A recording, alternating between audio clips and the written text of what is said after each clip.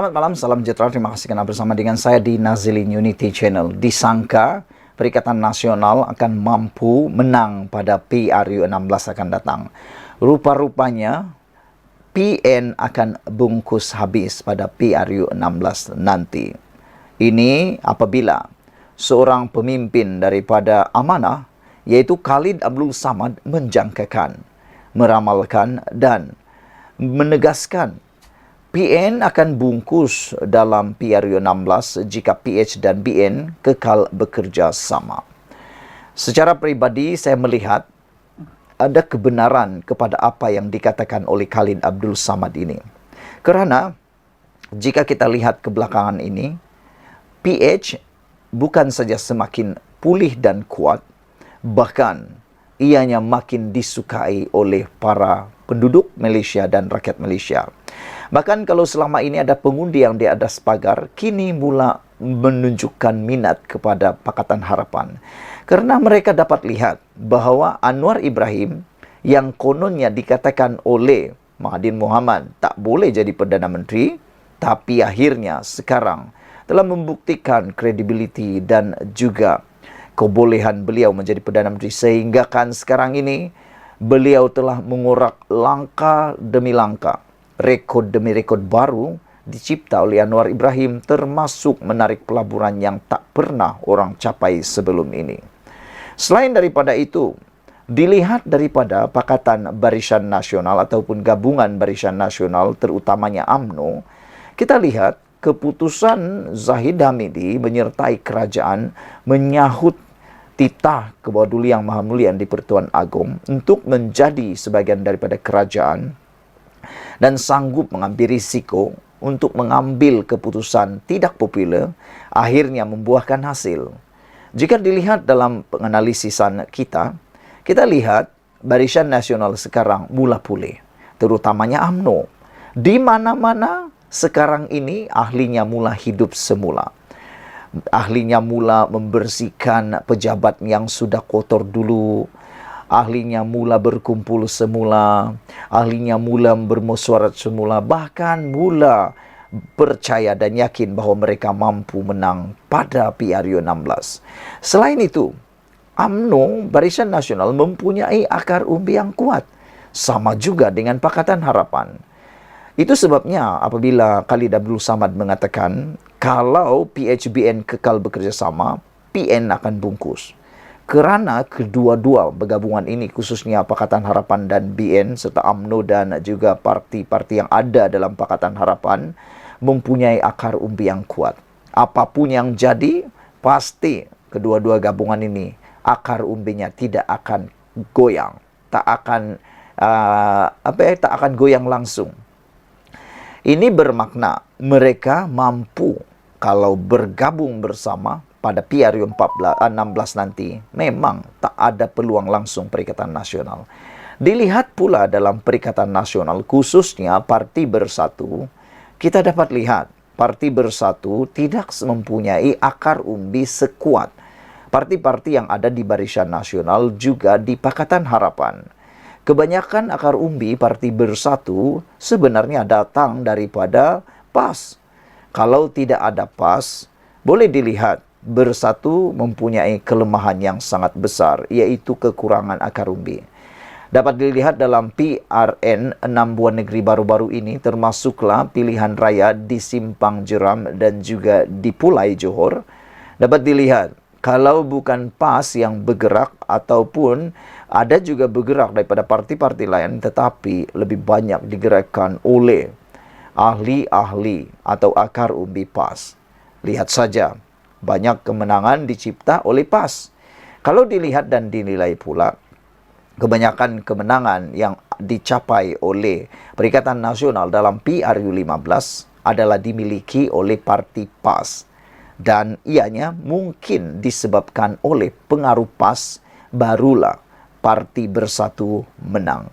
Kerana terdapat banyak isu untuk Parti Bersatu, khususnya Parti Bersatu dianggap dicop sebagai parti yang mengkhianat, yang mana telah pun menyebabkan Pakatan Harapan tumbang, kerajaan tumbang, dan telah menyebabkan langkah Sheraton, menyebabkan ketidakstabilan politik pada waktu tersebut. Khalid Abdul Samad mengatakan bahawa sebenarnya PN sedar dalam PRU 16 nanti sekiranya PHBN benar-benar dapat mengukuhkan kerjasama antara sesama ahli dan memahami hikmah gabungan, maka kedua-dua parti ini akan menentukan PN bungkus pada PRU 16 nanti, katanya lagi. Sekian dulu untuk kali ini, jangan lupa tinggalkan komen anda.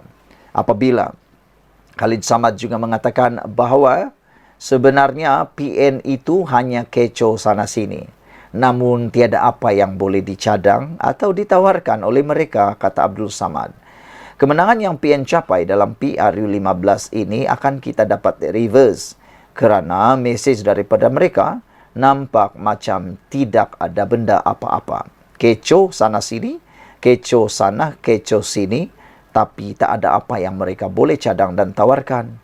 Maka mereka adakan perhimpunan pada 16 Oktober lalu untuk menaikkan semangat ahli dan juga relevansi parti. Malangnya, himpunan itu gagal, ujar beliau lagi. Sekian dulu Malaysia kita punya, kita juga sama-sama cintai Malaysiaku. Bye-bye. Selamat petang, salam sejahtera. Terima kasih kerana bersama dengan saya di Nazilin Unity Channel. Ini satu lagi berita daripada PDRM Polis yang mana pasti mengejutkan Perikatan Nasional. Ini sekali lagi, Muhyiddin menghadap polis. Kali ini siasatan selama 3 jam. Kalau sebelum ini siasatannya lebih pendek, kali ini lebih panjang. Apa yang berlaku sebenarnya? Kenapa Muhyiddin dipanggil menghadap polis sekali lagi? Pengerusi Perikatan Nasional PN Muhyiddin Yassin hari ini menghadap polis bagi membantu siasatan berkaitan kes 3R, agama, raja dan kaum. Media melaporkan disiasat di Pejabat Lembaga Pembangunan Pelaburan Malaysia Mida di Kuala Lumpur. Dia hadir pada jam kira-kira pukul 9.15 pagi dan beredar kira-kira jam 12 tengah hari, hampir 3 jam. Anggota Parlimen Pagoh yang juga Presiden Bersatu itu tidak memberikan sebarang kenyataan kepada media. Dia hanya tersenyum dan melambai tangan kepada pemberita yang berkumpul di bangunan itu. Memang sedia maklum, kita memang tahu Muhyiddin Yassin bukan seorang yang penggemar media. Ketika beliau menjadi Perdana Menteri dahulu pun, beliau jarang memberikan sidang media atau apalagi membuat live bersama media. Jadi ini kan pula dengan kesnya, jarang sekali beliau akan membuat jawapan kepada media maupun sidang media. Ketua Polis Negara Nazarudin Hussein sebelum ini dilapor berkata, siasatan berhubung perkara itu dilakukan unit siasatan jenayah terkelas.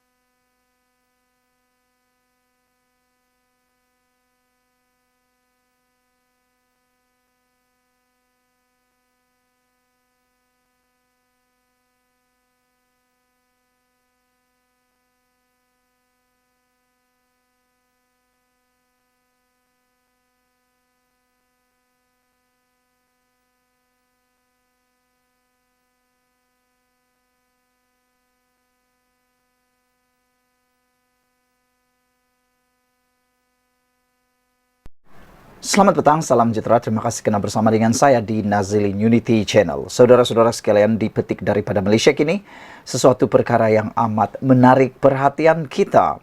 Ini berkaitan dengan Ketua Pembangkang daripada Blok Perikatan Nasional, iaitu Hamzah Zainuddin. Malu apa Ketua Pembangkangku? Dulu kita pernah dengar perkara atau perkataan yang paling popular, iaitu tagline, malu apa bosku atau apa malu bosku. Sekarang ini lain pula tagline-nya. yaitu malu apa ketua pembangkangku. Apa cerita? Jom kita lihat.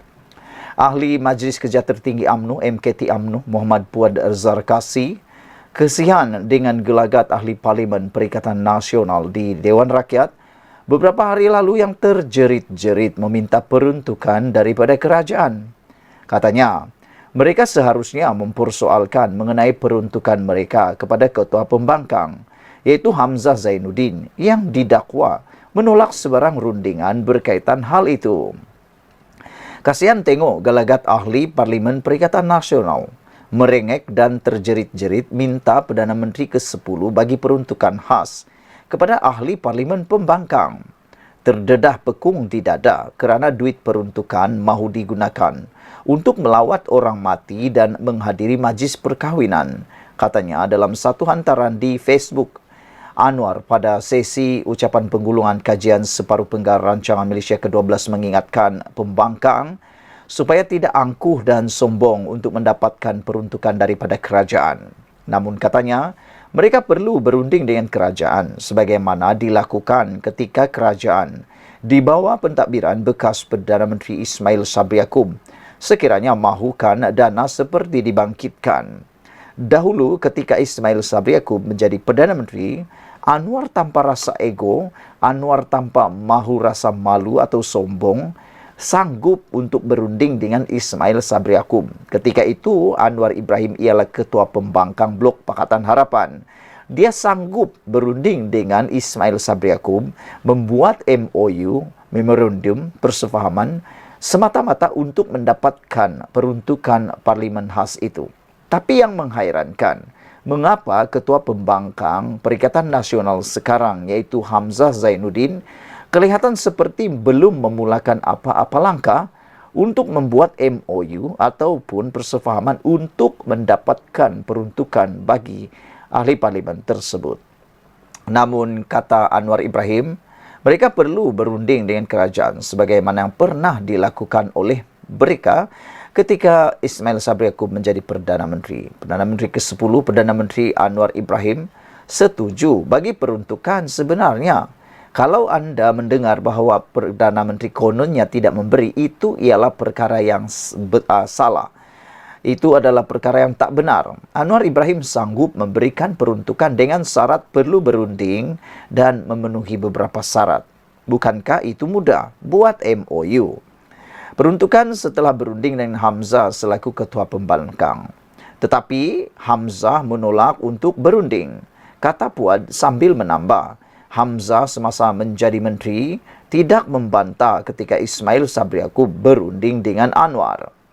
Anwar sebelum ini juga memaklumkan bahawa timbalan Perdana Menteri Fadilah Yusof turut ditugaskan untuk berunding dengan wakil pembangkang berhubung isu pengagihan peruntukan berkenan. Selain itu, 3 ahli Parlimen Perikatan Nasional juga dilantik untuk mengadakan rundingan mengenai jumlah peruntukan yang bakal diterima wakil rakyat pembangkang. Mengulas lanjut, Puad bagaimanapun berkata, dana berkenan tidak seharusnya diberikan terus atau dimasukkan ke akaun pusat khidmat ahli Parlimen Pembangkang. Takut ada yang guna, walahi saya undi PAS. Ahli Parlimen Perikatan Nasional patut tanya Hamzah, kenapa tolak perundingan? Yang penting dapat peruntukan. Malu apa ketua pembangkangku, sindirnya. Sekian dulu untuk kali ini. Jangan lupa tinggalkan komen anda. Sila tekan butang subscribe. Malaysia kita punya. Kita juga sama-sama cintai Malaysiaku. Bye-bye.